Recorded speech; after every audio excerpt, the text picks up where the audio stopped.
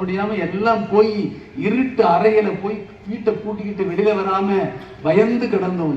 அந்த நோய் தொற்று நம்மை பாதித்து விடுவோம் என்று பயந்து கிடந்த நேரத்தில் அந்த நோய் தொற்றின் உச்சம் பயங்கரமான நிலையிலே உலகத்தையே உலுக்கி கொண்ட நேரத்தில் திமுக ஆட்சிக்கு வருது, முதலமைச்சராகிறாரு நம்முடைய தளபதி. அந்த நேரத்தில் தான் யார் யார் உயிர் ஊசலாடி கொண்டிருக்கிற நிலையில் இருக்கிறார்கள், இவர்களை காப்பாற்ற முடியாது, இவர்களை தொட்டால் நோய் தொற்றிக்கொள்ளும் ஒட்டிக்கொள்ளும் என்று எந்த மருத்துவமனையிலே நம்முடைய தமிழ் இனத்தைச் சேர்ந்த சகோதர சகோதரிகள் அனுமதிக்கப்பட்டிருந்தார்களோ அந்த வார்டுக்குள்ள சம்பந்தப்பட்ட மருத்துவர்களும் செவிலியர்களும் கூட போய் தொட்டு பார்த்தால் நோய் தொற்றிக் கொள்ளும் என்று அஞ்சிய நேரத்தில் அந்த தியாக மனப்பான்மை உள்ள மருத்துவர்களும் செவிலியர்களும் கூட அஞ்சி அடங்கிய நேரத்தில் நம்முடைய தமிழ்நாட்டு முதலமைச்சர் தளபதி உள்ள போறாரு. கவசம் போட்டுக்கிட்டு தான் போறாரு. ஆனால் என்ன சொன்னார்கள் என்றால் மருத்துவர்கள் வல்லுநர்கள், ஐயா நீங்க முதலமைச்சர் அண்ணா இல்லை, பெரியார் இல்லை, கலைஞர் இல்லை, நீங்க எங்களுக்கு கிடைச்சிருக்கீங்க. பெரியார் அண்ணா கலைஞருடைய 3 பேருடைய மொத்த வடிவமாக கிடைத்திருக்கிற நீங்க போய் இப்படி மரண பரிசோதனை செய்ய, இந்த நோய் கொடுமையான நோய், உள்ளே இருப்பவர்கள்லாம் அந்த நோயினுடைய உச்சத்தை பெற்றவர்கள் அடைந்தவர்கள், நீங்க போகக்கூடாது சொன்னப்போ தளபதி என்ன சொன்னார், என் தமிழ் சமூகத்தை சார்ந்த அண்ணன் தம்பி அக்கா தங்கச்சி நோயில பாதிக்கப்பட்டு உள்ள இருக்காங்க, அவங்க கையை தொட்டு பார்த்து ஆறுதல் சொல்லுகிற போது அந்த நோய் என்னை ஒட்டி கொண்டு தொட்டி கொண்டு என் உயிர் போனால் அதை துச்சமாக மதிப்பேன் என்று மருத்துவமனைக்குள்ளே போய் கொரோனா நோயை தொட்டு பார்த்து ஆறுதல் சொன்ன ஒரு தலைவன் உலகத்திலேயே தளபதி மு.க. ஸ்டாலின் தான். அதனாலதான் நம்முடைய சகோதரிகள்லாம் திரும்புகிற பக்கம்லாம் அப்பா அண்ணன் எங்களை உயர்த்தி வைத்த நீங்க எங்களுக்கு அள்ளி அள்ளி மகளிர் உதவி தொகை முதல் புதுமை பெண் திட்டத்தில் அள்ளி அள்ளி திட்டங்களை கொடுத்த, விடிகள் திட்டத்தை கொடுத்த, நீங்கள் போடுகிற திட்டமெல்லாம் பெண்களுக்காக என்று தந்தையின் வழியிலே, அண்ணா வழியிலே, பெரியார் வழியில் நடைபெறுகிற நீங்க தாயா எங்களுக்கு பாதுகாப்பு அரண் என்று கல்லூரியில படிக்கிற மாணவிகள், பள்ளி மாணவிகள், பிஞ்சு குழந்தைங்க காலையில சாப்பிட்டு போனாதான் அந்த பிள்ளைகளுக்கு படிப்போம்னு யாராவது மனு போட்டோமா?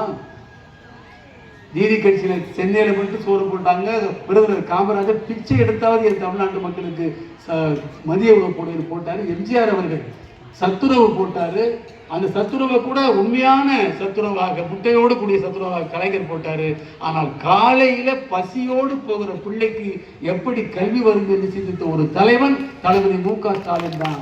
வயிறார சாப்பிட்டு விட்டு பள்ளிக்கு அந்த குழந்தை செல்லட்டும் என்று எண்ணி பார்த்த ஒரு மாபெரும் தலைவன். அவருடைய வழிகாட்டுதலோடு தான் நாங்கள்லாம் உங்களுக்கு இந்த பணிகளை செஞ்சுக்கிட்டு இருக்கோங்கிறத மட்டும் மனசில் வச்சுக்கோங்க. எங்கள் பணி தொடரும்.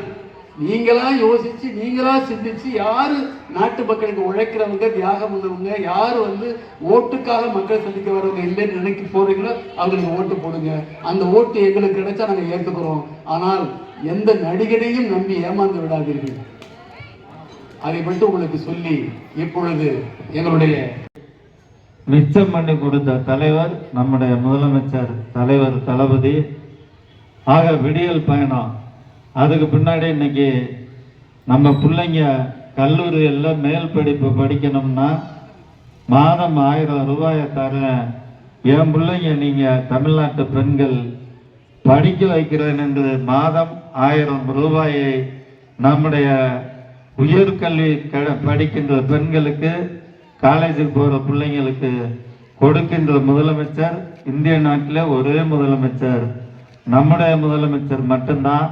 அதே போல பசங்கள்லாம் கேட்டாங்க, எல்லாமே பெண்களுக்கே பண்ணிட்டு இருக்கீங்களே, எங்களுக்கு எதுவும் இல்லையா அப்படின்னா, அடுத்த நாளே என்னுடைய மாணவர்களுக்கு தமிழ் புதல்வன் திட்டத்தின் மூலம் மாதம் 1000 ரூபாய் நீயும் வாங்கிக்கன்னு சொல்லி நல்லா படிங்கப்பான்னு உற்சாகப்படுத்திய முதலமைச்சர் நம்முடைய முதலமைச்சர் தலைவர் தளபதி.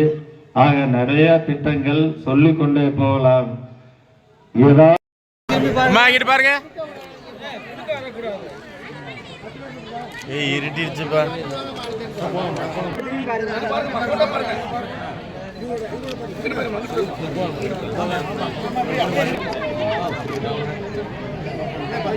வாங்க.